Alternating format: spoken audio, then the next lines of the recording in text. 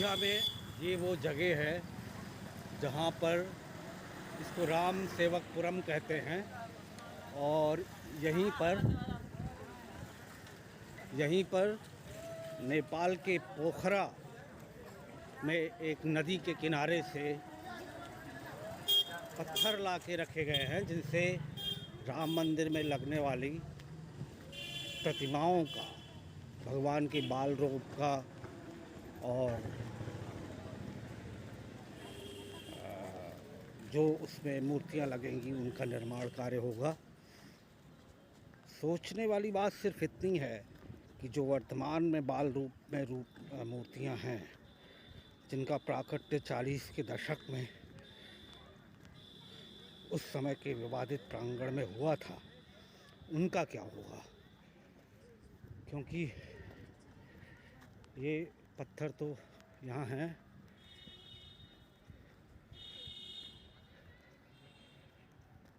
इनको मैं आपको दिखा सकता हूँ।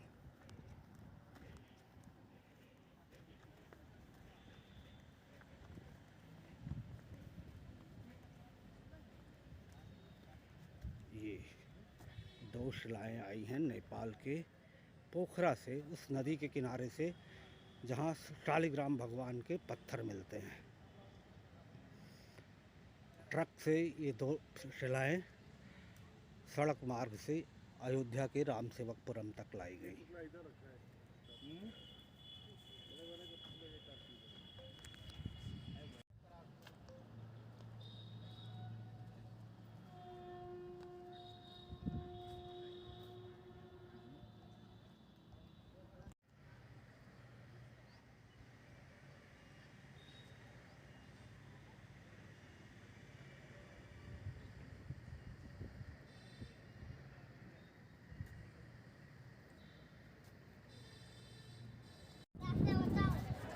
ये है राम की पैड़ी और इसी के बगल नागेश्वर नाथ का मंदिर। यही वो जगह है जहां हर साल उत्तर प्रदेश के माननीय मुख्यमंत्री महंत श्री योगी आदित्यनाथ और एक बार स्वयं प्रधानमंत्री ने दीपावली में रिकॉर्ड दियों को प्रज्वलित किया था। ये आज 1 मई का दिन। गर्मी बहुत ज़्यादा है अयोध्या में, टेम्परेचर ज़्यादा है, लेकिन बदली छाई हुई है, इसलिए बहुत ज़्यादा गर्मी का अनुभव नहीं हो रहा है। राम की पैड़ी में स्नान का आनंद लेते हुए लोग, ये पूरा राम की पैड़ी का इलाका है और जगह जगह फूल मालाओं की दुकान भोलेनाथ के मंदिर नागेश्वर नाथ पर चढ़ाने के लिए। ये आप देख रहे हैं सरयू नदी से एक हिस्सा जल का, एक धारा, वो आर्टिफिशियली राम की पैड़ी बनाई गई है, जिसमें सरयू नदी की एक धारा राम की पैड़ी में जल का प्रवाह करती है और इधर से होता हुआ पूरब में जाकर ये आगे रोड, जो सड़क है गोरखपुर लखनऊ सड़क है, उसके नीचे से होता हुआ ये आगे जाकर फिर सरयू नदी में मिल जाता है। और ये राम की पैड़ी के किनारे के मंदिरों की श्रृंखला आप देख रहे हैं। मैं आपको ले चलता हूँ ऐसे ही कैमरा वगैरह ऑफ किए हुए सरयू नदी तक, और आप देखिए किस तरह से यहाँ सौंदर्यीकरण हुआ है। हालांकि राम की पैड़ी बहुत पहले बनी थी, लेकिन इतना इसका सौंदर्यीकरण नहीं हुआ था जो अब देखने में आता है। और अब हर साल दीपावली के दिन अपने टेलीविज़न स्क्रीन पर आप देखते ही होंगे किस तरह से दीपों की श्रृंखला प्रज्वलित की जाती है।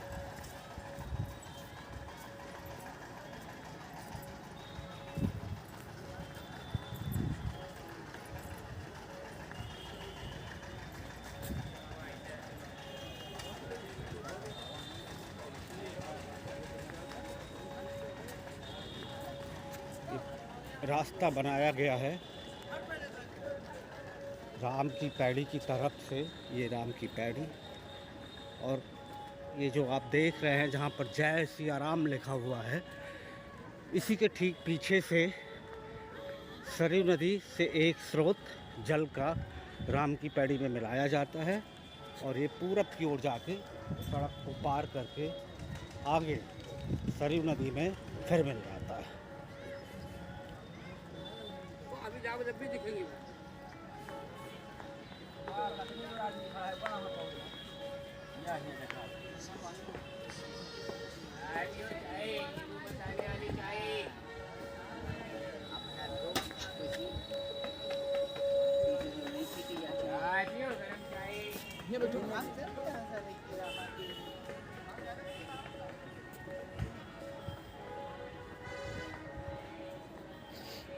बस बमुश्किल 10-12 कदम दूर यहाँ से सरयू नदी।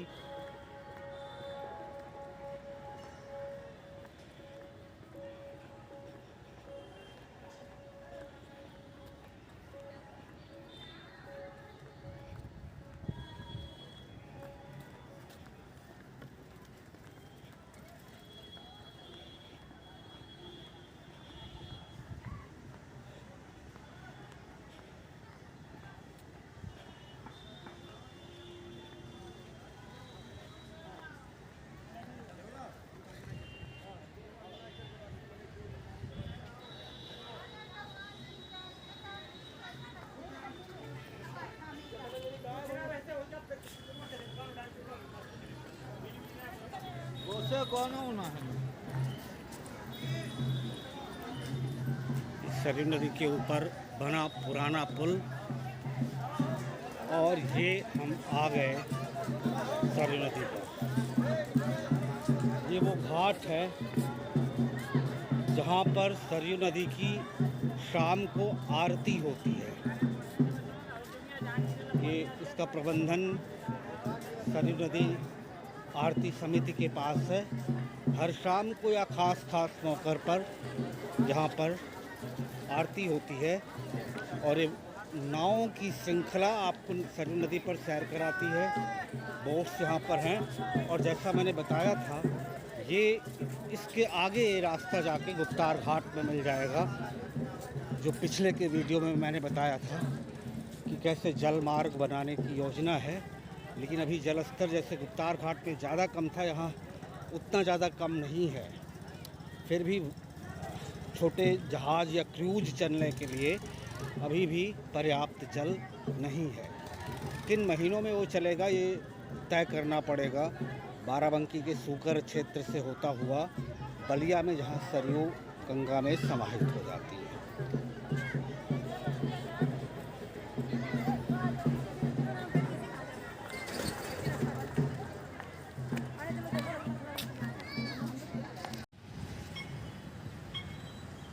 ये लता चौक है जो अयोध्या में सरयू नदी के किनारे लखनऊ, गोरखपुर और अयोध्या के अंदर जो सड़क जाती है उसके तिराहे पर स्थित है।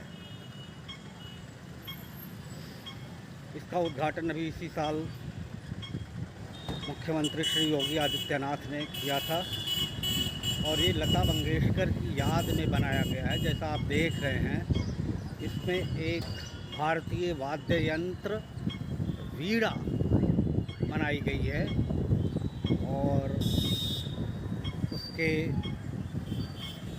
एक तरफ जो यहाँ से दाईं हाथ की तरफ आप देखेंगे वो सड़क सरयू नदी के ऊपर से गोंडा, बस्ती और गोरखपुर की तरफ गई है।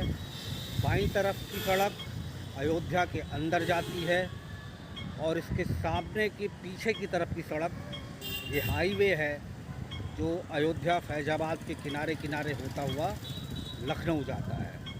तो गोरखपुर, अयोध्या और लखनऊ के रास्तों का ये एक तरह से तिराहा बनता है, क्योंकि चौराहा तो नहीं है, चौराहा उधर सड़क नहीं है, उधर राम की पैड़ी है, उधर कोई रास्ता नहीं जाता। ये वीणा वाद्य यंत्र आप देख रहे हैं, ये सड़क गोंडा, बस्ती और गोरखपुर के लिए, ये लखनऊ के लिए और इस तरफ ये अयोध्या के अंदर के लिए है।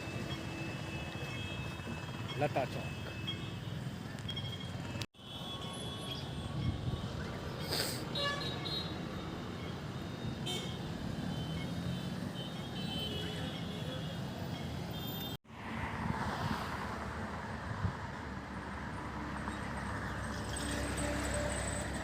ये अयोध्या का नया बना हुआ बस अड्डा है जो रेलवे स्टेशन की तरह तैयार है और अपने उद्घाटन की बाट जोह रहा है। अयोध्या रेलवे स्टेशन जिस तरह उसका नवीनीकरण हो गया है और वो अपने उद्घाटन की बाट जोह रहा है, उसी तरह बस स्टेशन अयोध्या धाम ये भी गोरखपुर लखनऊ या लखनऊ गोरखपुर हाईवे पर राम की पैड़ी से 3-4 किलोमीटर दूर हाईवे के, अगर हम लखनऊ से गोरखपुर आ रहे हैं तो दाईं तरफ और गोरखपुर से लखनऊ जा रहे हैं तो बाईं तरफ पड़ता है। और ये अपने उद्घाटन की बाट जो हो रहा है, ये वैसे तो इस पर लिखा नहीं है लेकिन ये अंतर्राज्यीय बस अड्डा है और इसके अलावा एक बस अड्डा और बनेगा। जो पुराना बस अड्डा बिरला मंदिर के पास है वो कई वर्ष पहले ही वो ख़त्म कर दिया गया था और वहाँ से अब सीता पथ भी गुजर रहा है। बसें आ जा रही हैं लेकिन फॉर्मल उद्घाटन इसका हुआ नहीं है। और फैज़ाबाद बस अड्डा जो है या जो वो भी अब अयोध्या में आता है, वो एक चल रहा है अभी, जिसमें अंबेडकर नगर जाने वाली बसें, लखनऊ से जो अंबेडकर नगर बसें जाती हैं वो आती हैं, गोरखपुर वाली तो हाईवे से ही निकल जाती है। तो ये बस अड्डा है जो अपने उद्घाटन की बाट जोह रहा है।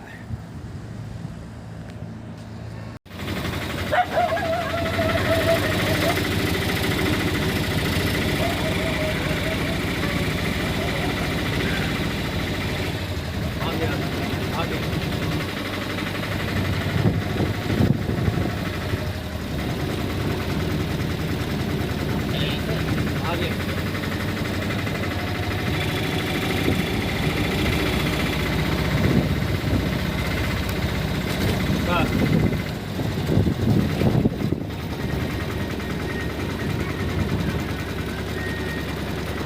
ये जो आप देख रहे थे चारदीवारी, और ये क्वीन होम मेमोरियल पार्क है। ये कहा जाता है कि 13वीं सदी में अयोध्या के राजघराने की एक प्रिंसेस वो सी रूट से कोरिया गई और वो गिमहे शहर में वहाँ के प्रिंस से उन्होंने शादी की और कोरिया की ज़्यादातर पॉपुलेशन उन्हीं की संतानें बताई जाती है।